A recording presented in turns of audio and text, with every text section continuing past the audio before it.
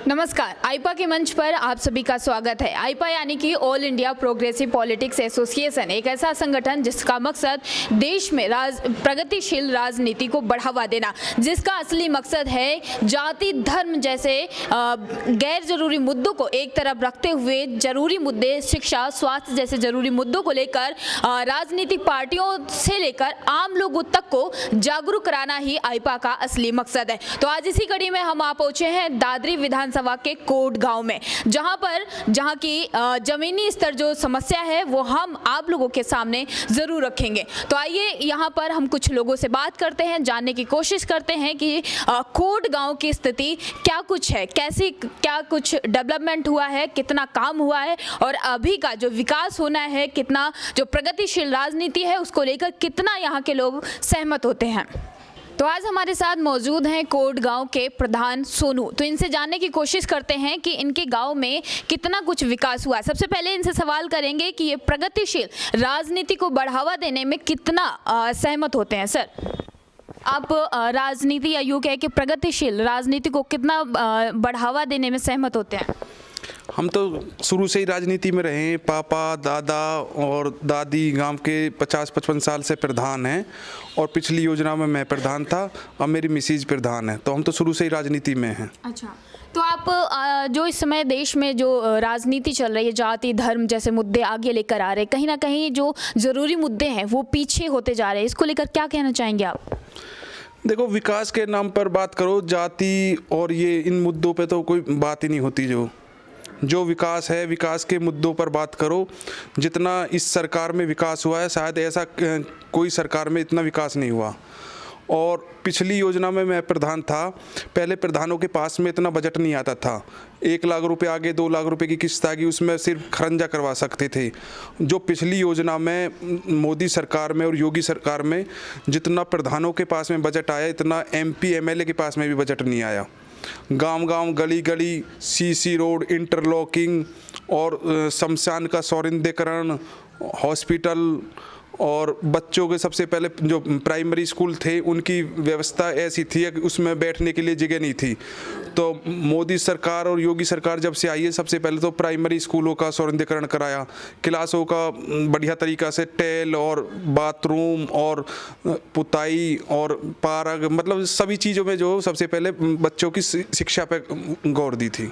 तो आपका सीधे तौर पे कहने का मतलब यह है कि ये जो सरकार है ये विकास को लेकर ही बात करती है, विकास को लेकर बात करती है। तो यहाँ पर हमारे साथ और भी लोग मौजूद हैं, उनसे भी जानने की कोशिश करते हैं। यहाँ पर शिक्षा मित्र के जो टीचर हैं वो हमारे साथ है, तो उनसे जानने की कोशिश करते हैं कि एक वो महिला होने के नाते दूसरी तरफ वो एक शिक्षक भी हैं, शिक्षिका भी हैं, तो वो किस हिसाब से देखते हैं कि क्या कुछ समस्याएं हैं इस सरकार में, और या यूँ कहें कि अभी क्या कुछ शिक्षा को लेकर। सबसे पहले हम आपसे बात करना चाहेंगे कि शिक्षा को लेकर कितनी समस्या है या फिर क्या स्थिति है अभी शिक्षा की?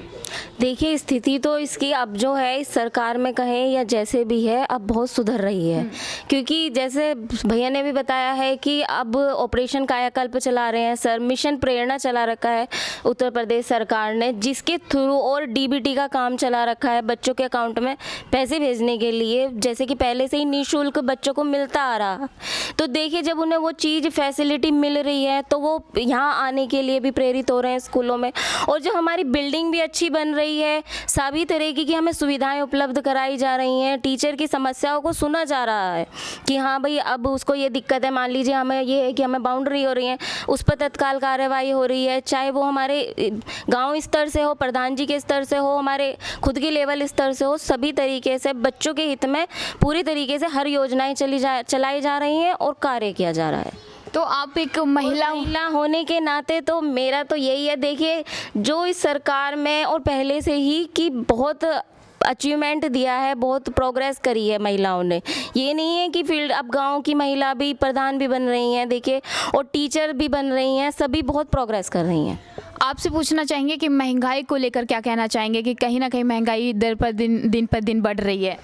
महंगाई का तो थोड़ा सा देखो आम जनता पे तो असर हो रहा है कि फिर भी जो पहले चीज़ सोचते थे कि हाँ भाई चलो ले आओ जाके भेज दिया, अब थोड़ा सोचना पड़ रहा है। अभी टमाटर भी पीछे बहुत महंगे हो रहे थे, तो थोड़ा सा तो देखो फ़र्क पड़ रहा है।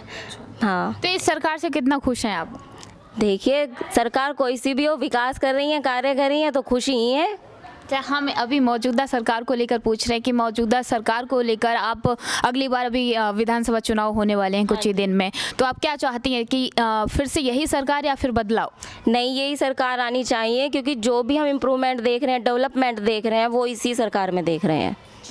तो हमारे पास और भी लोग हैं, उनसे भी जानने की कोशिश करेंगे। हमारे पास और भी हैं। मैम, आपका नाम क्या है? मेरा नाम अंजू है। अच्छा, आप करते क्या हैं? मैं टीचर हूँ। टीचर हो। एक मैम, आप टीचर हो प्लस आप अपना घर भी चलाते हो, तो आपकी सैलरी जो है उसमें दोनों चीज़, क्योंकि महंगाई दिन पर दिन बढ़ रही है, सब मैनेज हो जाता है अच्छे से? मैनेज तो नहीं होता, बस करना पड़ता है। क्यों नहीं हो पा रहा है? हमें इतनी सैलरी जो हमारी थी वो नहीं दी जा रही है। हमारे साथ सैलरी में कटौती हो रही है? कटौती हो रही है। हाँ। क्यों हो रही है? काम तो हम पूरा ही करते हैं, बच्चों को पढ़ाते हैं, स्कूल में टाइम से आते, टाइम से जाते हैं। अदर ड्यूटी है, BLO की भी ड्यूटी है, और भी देते हैं। तो सैलरी आपकी पहले जितनी थी और उसके कंपैरिजन में अभी जो कटौती हो रही है, उसके पीछे का रीज़न क्या है, क्या कारण है? पता नहीं, वो सरकार अपने अपने नियम बना रही है, क्या क्या है क्या नहीं है। तो क्या कहना चाहेंगे इसको लेकर? हम तो कह रहे हैं कि सरकार हम पर ध्यान दे इस बात को लेकर। अच्छा, तो आप कितना खुश हैं इस सरकार से? बस जो डेवलपमेंट हो रहा है वो देख रहे हैं, खुश हैं इसी को देख। तो आपकी सैलरी कट रही है, डेवलपमेंट है? हाँ, हमारी तो जाओ जनता को तो चला रही है। ठीक है, और भी लोग हमारे पास मौजूद हैं, उनसे भी जानने की कोशिश करेंगे कि उनके गांव की स्थिति क्या है, वो क्या सोचते हैं कि उनके गांव में कितना डेवलपमेंट हुआ है, क्या कुछ समस्याएं हैं। सर, आपका नाम क्या है? अमित। अच्छा, क्या करते हैं सर? मैं स्टूडेंट हूँ। अभी स्टूडेंट? जी। अच्छा, तो सर आप स्टूडेंट हैं, तो रोज़गार को लेकर क्या कहना चाहेंगे? देश में जो आपके राज्य की बात कर लेते हैं कि राज्य में क्या स्थिति है रोज़गार को? रोजगार को लेकर जो पिछड़ापन है ये पिछली सरकारों की देन है। इस सरकार ने इंफ्रास्ट्रक्चर पर जो काम किया है उससे आने वाले वर्षों में जो रोजगार पैदा होगा वो आप देखना, वो अचंभित करने वाले आंकड़े आएंगे। लेकिन ये एक तरफ से आप एक रात में नहीं कर सकते हुए काम। आप इंफ्रा पे जितना काम इस सरकार ने किया है उसका रिजल्ट जो आएगा वो रोजगार में ही तो आएगा। रोजगार में ये आगे चल के परिवर्तित होगा। इतने हाईवेज आए हैं, ये यहाँ पे इन्होंने इंटरनेशनल एयरपोर्ट जो बनाया है जेवर में, इससे आप देखिए कि कनेक्टिविटी क्या होगी इससे, इस एरिया की। इससे पूरा वेस्ट जो है ईस्ट से कितनी प्रॉपर्ली जुड़ जाएगा पूर्वांचल एक्सप्रेसवे से। आप देखो गंगा एक्सप्रेसवे लेकर आ रहे हैं, यमुना एक्सप्रेसवे है, लखनऊ, सारी इतने बड़े बड़े एक्सप्रेसवे प्रोजेक्ट चल रहे हैं। इनसे क्या होगा? ये इस पर आप क्या कर सकते हो? रोजगार तो इससे आएगा ही आएगा, इससे इन्वेस्टमेंट आएगी। आप देखना आर्थिक क्षेत्र में कितने सुधार होंगे, ये देखने वाली बात होगी। आने वाले वर्षों में आप देखना इससे बहुत बड़े रोजगार के अवसर निकल के आएंगे। सर, महंगाई को लेकर क्या कहना चाहिए? महंगाई से ये आप क्या समझते हैं कि ये सिर्फ किसी भी काम करेगा? इंफ्रास्ट्रक्चर जो काम करेगा वो महंगाई पे काम नहीं करेगा। जो हमारी सप्लाई चेन होगी उसमें क्या इंप्रूवमेंट होगी आप देखिएगा। जब एक ट्रक वहाँ से माल लेके चलेगा, कोई यहाँ से ईस्ट से माल जाएगा और वो ईजिली वेस्ट में पहुँच जाएगा, तो अगर आप देखिए आप कोई रोड है, फूटे टूटे आप रोड से जाएंगे, उससे कितना डीजल जाएगा, कितना पेट्रोल जाएगा। ये जो इलेक्ट्रॉनिक माध्यम से आ रहे हैं। सर, आपने डीजल पेट्रोल की बात की है। डीजल पेट्रोल की कीमत लगातार बढ़ती जा रही है। पेट्रोल का जो टोटल प्राइस होता है वो इंटरनेशनल मार्केट से डिपेंड करता है, उसका नेशनल वैल्यू उतना नहीं होता है। ये अभी इथोन पे काम कर रहे हैं हमारे अभी गडकरी जी ने अभी 3 दिन पहले जो बोला है वो आपने शायद सुना नहीं है। उन्होंने अभी बोला है इलेक्ट्रॉनिक व्हीकल्स के लिए आने वाले 2 से 3 साल में वो बोल रहे हैं कि हम 50% 2 व्हीलर्स को कन्वर्ट कर देंगे इलेक्ट्रॉनिक व्हीकल्स में। वो एक देखने वाली बात होगी। उसके बाद में आप देखना इसका आप क्या बोलते हैं कि इससे सिर्फ इसी पर सुधार आएगा भाई, इसका क्या होगा? पॉल्यूशन पे आप देखना कितना असर पड़ेगा इस पर। दिल्ली NCR में सबसे बड़ी मार पॉल्यूशन की है। आने वाले टाइम में आप देखना पॉल्यूशन जो है वो बहुत कम हो जाएगा। क्यों कम होगा? क्योंकि जब ये डीजल पेट्रोल व्हीकल्स बंद हो जाएंगे, कन्वर्जन चल रहा है, इथेनॉल पर काम कर रहा है, हम बोल रहे हैं कि हम इतनी आगे निकल जाएंगे ग्रीन एनर्जी के लिए उसमें कि हम बाहर के देशों को ये सप्लाई करेंगे। तो ये एकदम से नहीं हो सकता है, लेकिन इन्होंने जिस तेजी से काम किया है वो देखने लायक है, लाजवाब काम किया है। ठीक है, हमारे पास और भी लोग मौजूद हैं, तो उनसे भी जानने की कोशिश करते हैं। सर, आपका नाम क्या है? संदीप कुमार मैम। क्या करते हैं सर आप? मैं ठेकेदारी करता हूँ मैम। ठेकेदारी करते हैं। सर, कैसा व्यवसाय चल रहा है, कैसा काम चल रहा है आपका?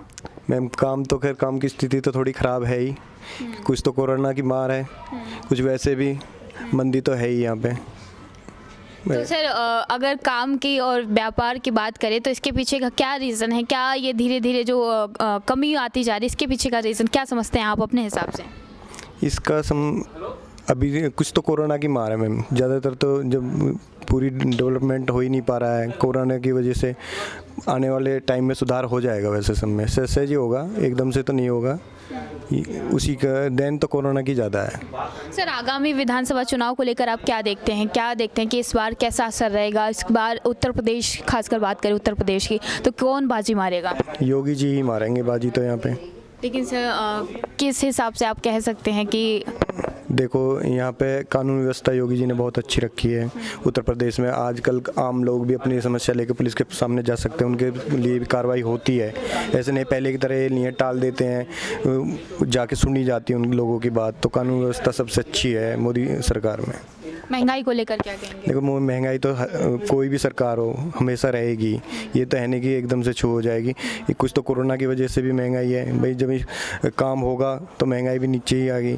आपकी अगर कोट गांव की बात करें तो यहाँ पर शिक्षा और स्वास्थ्य व्यवस्था कैसी है? देखो यहाँ हमें तो ऐसे लगता है जैसे हम सिटी में रह रहे हों। देखो आपने देखा, हम तो आज पहली बार आए अपने यहाँ पे ग्राम पंचायत, हमने तो कहीं देखी नहीं हमारे यहाँ की जैसी ग्राम पंचायत हो गई। हमारे यहाँ के प्रधान जी ने बहुत विकास किया है जब से मोदी जी की सरकार आई है। गांव में टंकी वगैरह मतलब कोई ऐसा काम नहीं है। सीसी रोड वगैरह यहाँ से जितने भी हमारे यहाँ पे मतलब कोई भी रोड सही, सब मतलब सही है गांव के। तो आपने देखा यहाँ पर हमने खूट गांव में बात की है, लोगों से जानने की कोशिश की, महिलाओं से, शिक्षक भी थे हमारे साथ, प्रधान जी भी थे, लेकिन सब लोगों ने अपनी अपनी चीज़ें अपने अपने हिसाब से अपने अपने विचार रखे।